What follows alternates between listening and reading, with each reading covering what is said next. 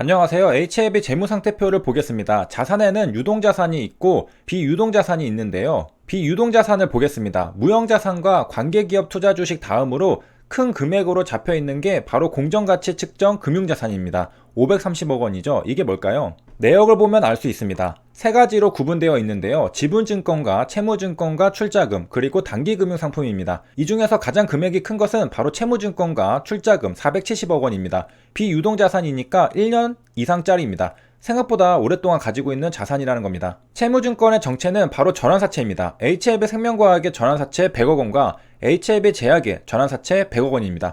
사채니까 채무증권이죠. 언제 HLB가 HLB 제약의 전환사채를 취득했을까요? 12회차 전환사채 발행 공시를 보겠습니다. 권명총액은 100억 원입니다. 운영자금으로 쓰겠다고 합니다. 발행 대상자가 HLB입니다. 첫 공시가 작년 9월 1일에 나왔죠. HLB 그룹이 LG를 인수할 당시입니다. HLB 생명과학이 HLB 제약의 최대 주주이다 보니까 HLB가 HLB 제약의 전환사채 100억 원을 투자한 사실이 묻히긴 했는데요. 분명 HLB도 HLB 제약의 전환사채 100억 원을 가지고 있습니다. 그리고 LB는 L생의 전환사채도 가지고 있습니다. 이건 꽤 오래된 사실이라서 최근 주주님들은 알지 못할 수 있습니다. 저도 몰랐습니다. HLB 생명과학의 7회차 전환사채 발행 공시를 보겠습니다. 역시 100억 원이고 운영자금으로 쓰겠다고 했습니다. 표면이자율과 만기이자율은 0%입니다. 아무래도 관계기업이다 보니까 LB 측에서 아주 값싸게 돈을 빌려준 것이죠. 보통 지배회사가 자회사들에게 자금을 지원하면서 많이 도와주죠. 아니면 이자를 받을 때 회계 처리하기 귀찮아서 그냥 0%로 한 걸 수도 있고요. 이 전환사채도 역시 발행 대상자가 HLB입니다. 현재 이 전환사채 100억 원은 HLB 생명과학에게 하나 남은 전환사채입니다. HLB의 돈이었기 때문에 L생의 주가가 급등해도 주식으로 전환해서 차익 실현하지 않았습니다. 왜? 전환 청구 가능 기간은 2019년 10월 11일부터였습니다. 에스모 발표 후 주가가 급등하던 시기죠. 이때 HLB는 주식으로 바꿀 수 있었음에도 계속 전환사채로 보유한 겁니다. 애초에 목적이 주가가 급등하면 주식으로 전환해서 시세 차익을 보기 위한 게 아니라는 겁니다. 그보다는 자회사에게 자금을 지원해주는 게 아니었을까 생각을 하게 만드는 대목이죠. 다른 전환사채들은 전부 사라지고 없죠. 이렇게 LB가 가지고 있는 L생과 LG의 전환사채는 채무증권이고요. 단기손익 공정가치라고 부릅니다. 이게 무슨 말일까요? 단기손익 공정가치는 과거에는 단기매매 금융자산이라고 불렀습니다. 바로 이해가 되죠? 전환사채에 투자하는 이유는 사채라는 금융자산에 투자하여 수익을 보기 위한 것입니다. 그리고 주가가 오르면 사채를 주식으로 전환하여 시세 차익을 볼 수 있습니다. 그래서 단기매매 금융자산이라고 불렀던 겁니다. 그런데 최근에는 용어가 더 어려워져서 단기손익 공정가치라고 부르게 된 것입니다. 우리가 이해할 때는 단기매매를 위한 금융자산이라고 이해하면 됩니다.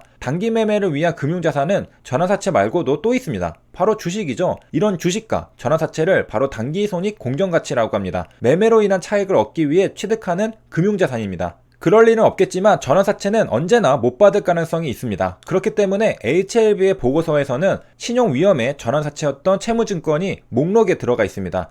채무증권 500억 원 중에 200억 원은 L생과 LG의 전환사채죠. 이를 포함한 채무증권 500억 원에 대해서 HLB는 평가를 합니다. 연결실체가 보유하고 있는 채무증권은 채무불이행 위험이 낮다고 말입니다. 왜? 차입자가 계약상 현금흐름 지급 의무를 이행할 수 있는 능력이 있기 때문입니다. 그럼에도 신용위험에 대한 노출에는 채무증권 500억 원을 적어줍니다. 투자자들에게 알려줘야 하기 때문입니다. 그럴 가능성은 낮아도 그럴 가능성이 아예 없는 건 아니다라는 겁니다. 이것이 단기손익, 공정가치 측정, 금융자산인 채무증권입니다. 전환사채가 포함되어 있죠. 이쯤에서 공정가치라는 용어를 정리해보겠습니다. 회계에서 공정가치는 일상적인 언어로 바꾼다면 시세입니다. 중고나라에서 물건을 사고 팔려고 하는데 지금 시세가 얼마인가요? 라고 할 때의 시세입니다. 페어한 밸류죠. 보이지 않는 손에 의해서 가격은 결정됩니다. 그 시세를 우리는 공정한 가격이라고 생각하는 겁니다. 그런데 우리가 시세라고 하는 것을 보지 못하는 경우도 있습니다. 바로 시장이 없을 경우입니다. 물건 한두 개가 팔리는 시장은 사실 시세라고 할 만한 게 없습니다. 그리고 거래가 안 되는 물건도 많습니다. 삼성바이오로직스의 에피스랑 똑같은 기업이 시장에서 거래된 적은 한 번도 없었죠. 이럴 때는 공개적인 시장도 없고 참고할 만한 것도 별로 없습니다. 이런 것들도 결국 필요하다면 가치평가를 해야 합니다. 최대한 신뢰할 만한 가치평가를 해야 할 겁니다. 그래서 페어밸류, 공정가치라는 단어를 쓰는 것입니다.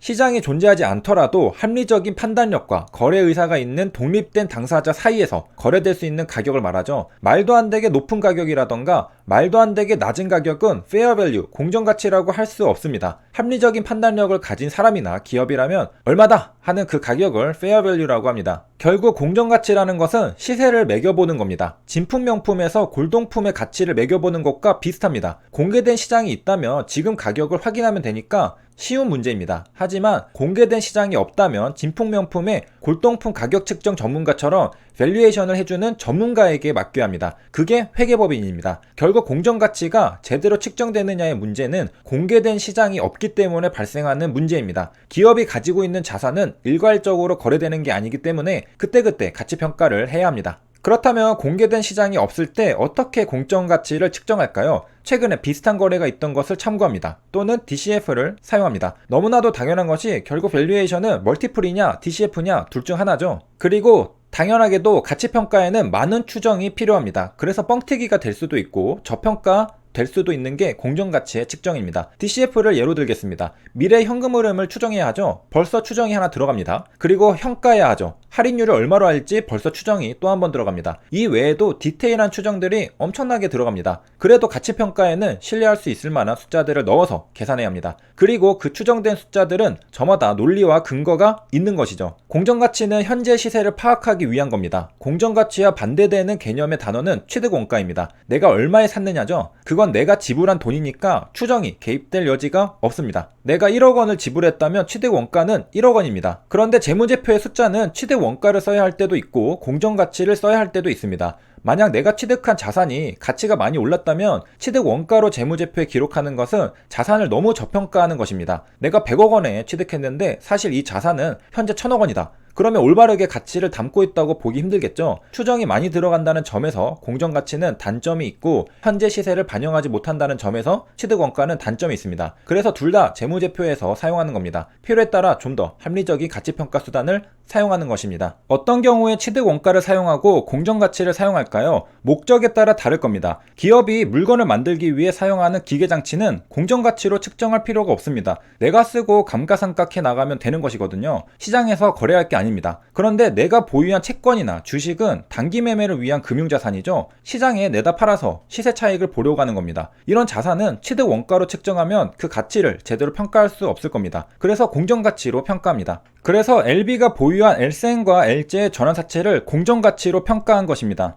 기계장치가 아닌 금융자산은 공정가치로 평가하는 게 더 합리적이라는 것이죠. 기본적으로 공정가치는 추정된 수치입니다. 그래서 재무제표에 찍힌 공정가치를 그대로 믿어서는 안 됩니다. 왜냐하면 기업은 기본적으로 공정가치를 낙관적으로 평가하고 싶겠죠. 자산이 더 많아 보이게 하고 싶을 겁니다. 그래서 투자자는 기업이 추정한 공정가치가 시장을 너무 낙관적으로 보는 건 아닌지 예의주시해야 한다고 합니다. 반대로 정말 냉철한 투자자라면 기업이 추정한 공정가치가 실제보다 저평가라고 결론을 내리게 되면 오히려 매수할 수도 있을 겁니다. 세 줄 요약입니다. HLB의 공정가치 측정 금융자산은 530억 원입니다. LB는 엘생 100억 원, LJ 100억 원 전환사채를 가지고 있습니다. 공정가치와 취득원가도 살펴봤습니다. 장단점이 있었죠. 최근에 HLB의 재무제표를 하나씩 뜯어보고 있는데요. NDA가 진행되는 만큼 재무제표를 정말 유심히 살펴볼 수 있어야 조금이라도 부정적인 시그널이 발생할 때 우리가 알 수 있을 겁니다. 물론 기본적으로는 믿는 건데 믿기 위해서 먼저 의심하는 것이죠. 여기까지 시청해주셔서 감사합니다.